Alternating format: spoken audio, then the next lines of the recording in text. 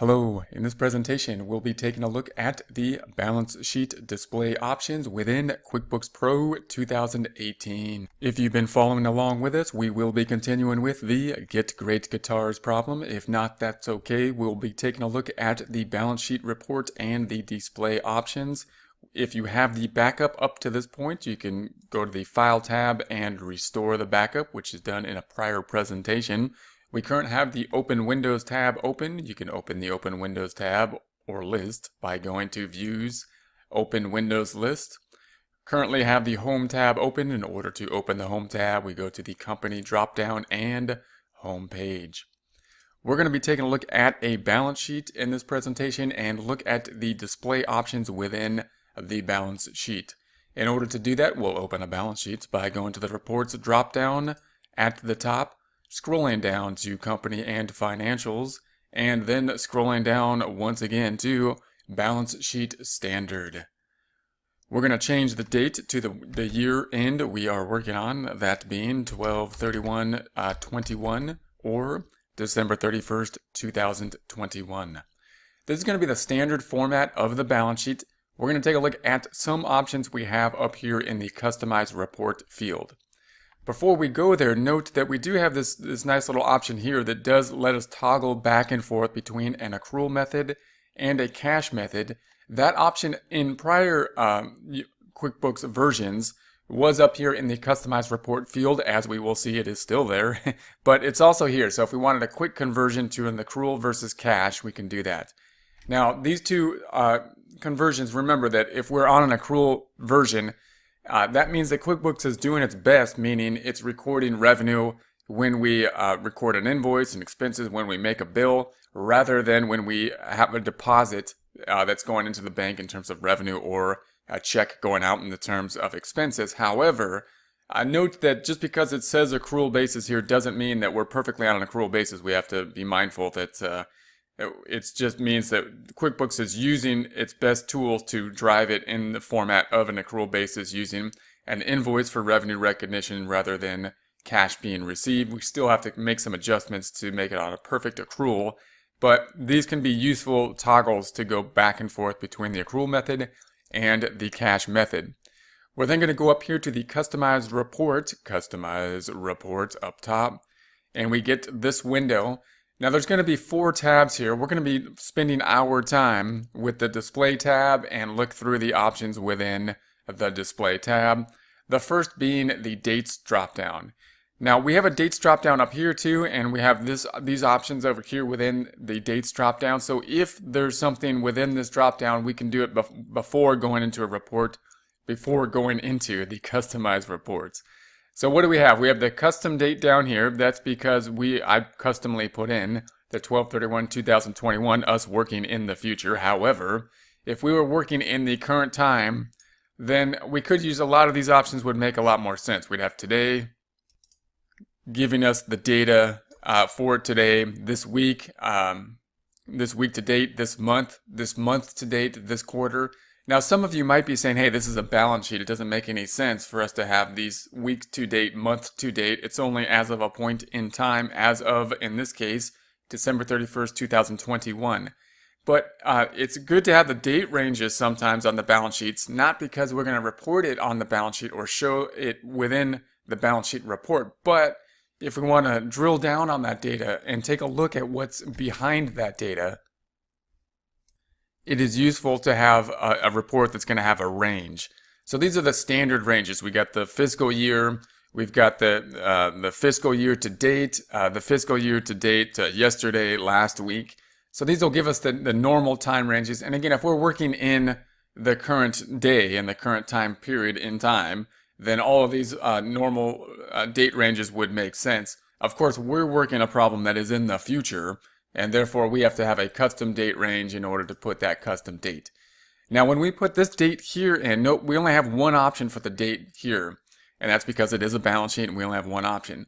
We have the date range option here, which again might seem unusual to most people that have studied accounting. They're going to say, well, I only need one date, and that's what a balance sheet is. But again, when we drill down on this information, it'll be useful to have 2 dates. For example, If we put 010121 January 1st, 2021 to 12/31, 2021, and then we drill down on some of the data looking at the detail, we will get a transaction report similar to a general ledger that will give us that detail there, rather than us having to change the date range when we go to the GL or the transaction report.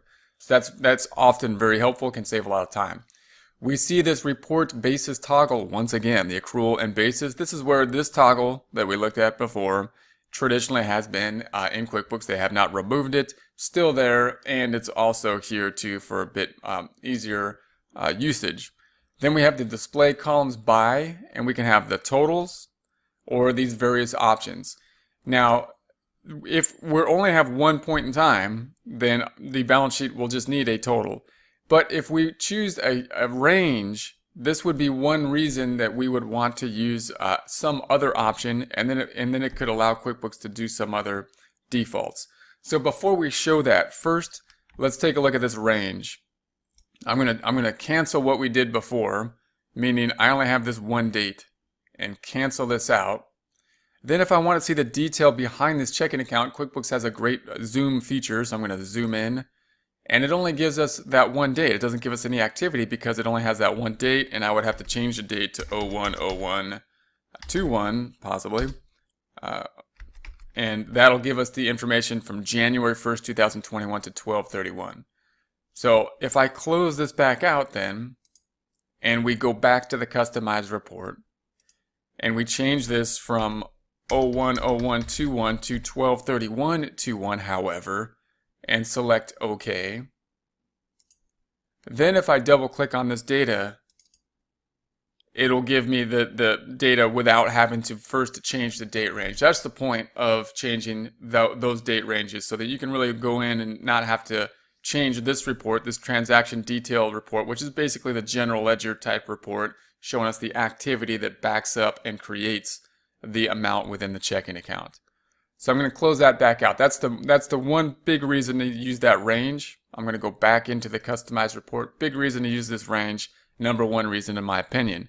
But it could also be used for us to display, say, multiple months. So if I want this to show not just the year ended, but I'd like to see multiple months on one report, the way to tell QuickBooks to do that is to say, hey, here's a range that we want, but we want you to show multiple months. So in this drop down, we don't want just the total, we want to see by month. So that will tell QuickBooks, okay, we want this year by month. I'm going to say okay, and QuickBooks then gives us the month ended. Now what this means is, as a balance sheet report, it means that we're giving the balance as of the end of each of these month time periods, at each point in time at the end of these months. And so that's how we can give QuickBooks the information, or tell QuickBooks, hey, this is what we would like to see, multiple months on one report. Going back to the customized reports, we can of course do that for different month ranges, so a quarter, a day, a week, whatever we would like to do. So that's a very nice option. If we go back to the total option, we will still have this date range up here, but when we display it, it will only show the as of December 31st for that one time period, and again it'll allow us to drill down, however, and see that detail. We then have these options down here. We have we have the previous period, the previous year. This is how we're going to tell QuickBooks to say, hey, this is the balance sheet report. What I would like to see is this report year and then the previous time period, because I would most likely I'd want to see a comparison between those. So for example, if I chose a year here, it's going to pick the year before that. If I choose just a month, however, let's say we chose the month of February. So we're going to choose 02/02/21 to 02/28/21. I'm sorry, 02/01/21. So February 1st, 2021 to February 28th, 2021. That's going to be for that month. Then if we go down here and choose the previous period, it should take that month and the previous one, January. So it's going to show the current month and then the previous month of January when we select OK for this report. If we go OK, we've got February 1st and then January on the comparison. If we go back to the customized report, you might be saying, hey, there was a similar option if I had this date range. If I had this date range from January to February 28th, and then chose the monthly format, it would show a similar thing in that it would have the 2 months there too, showing each month. What's the difference between this? Well, one point of having this option here is that we can also have the change here. So I want to see this period and the last period this month and the last month, and then tell QuickBooks, give me the difference between the two. Tell me what the difference is. If we select that, then QuickBooks will give us the amount here for the current month, prior month, and the change. So in this case, February 28,995.56 minus the 94,341.17 gives us the change of 4,654.39. That can be useful, of course, if we go back up to the customized report. Then we might also want the percentage change. So this is going to tell us we want the two periods, we want the difference between them, and then we want the percentage change. So if we select that item and OK, then we get this next row here, and that could be useful if we're comparing something like McDonald's to like our burger shop. We have a small burger shop to McDonald's. The dollar change wouldn't be enough for us to see because they're going to make a lot more money. But the percentage change may be something that can give us information. So to calculate that, we take the difference, 4654.39, divided by the previous month, in this case 94341.17, means there's a 0.049. If we multiply that times 100 to make it a percentage, that gives us the 4.9, rounding here to 4.9%. That's meaning that we have a 4.9% increase, and that is something we can compare to people and companies that have different dollar amounts in total revenue, but we can still compare the percentage changes, and that can be very useful. If we go back up to the customized reports here, that's going to be the previous period. We can do the same kind of thing if we just want to go to the previous year.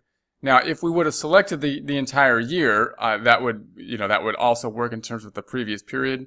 But if we select the previous year here, we can do that with just basically one click rather than multiple clicks. For example, if I had 12/31/21 to 12/31/21, the same year end, and we select previous year, we're going to say OK.